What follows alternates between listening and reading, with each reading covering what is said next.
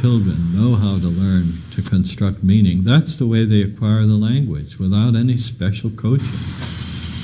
But when they get in school, they start learning to memorize, learning to pass tests, rather than learning for understanding. Then the problem begins, and it continues right through university.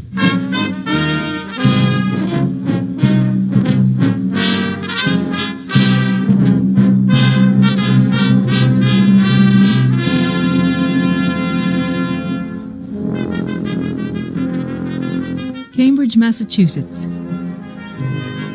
Graduation day at Harvard and MIT.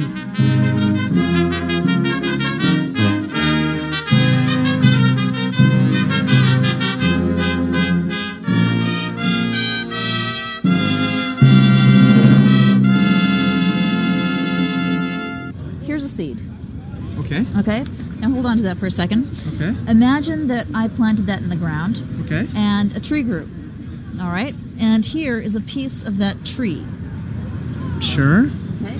Now, where did all that stuff come from? So where do plants come from? You look at these beautiful big redwood trees, these great spreading valley oaks, and you know they start from this little tiny seed.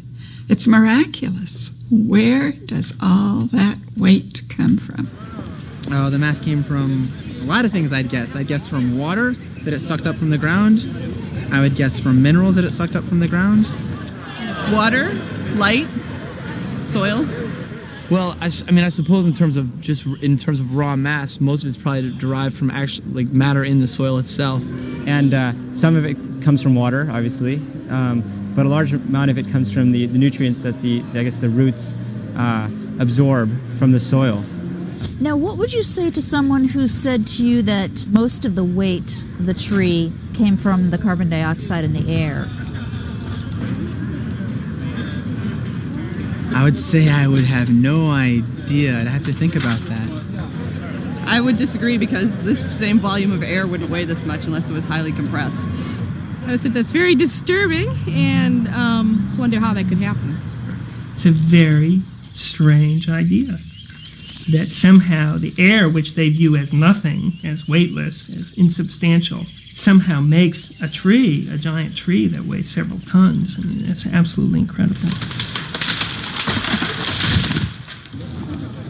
That'd be hard to believe because carbon dioxide is, well, it's a gas, and it doesn't seem intuitive that you could add mass taking in a gas. But that's where it comes from. It takes those carbon molecules and packs them together via chemical reactions so tight that you get this huge mass.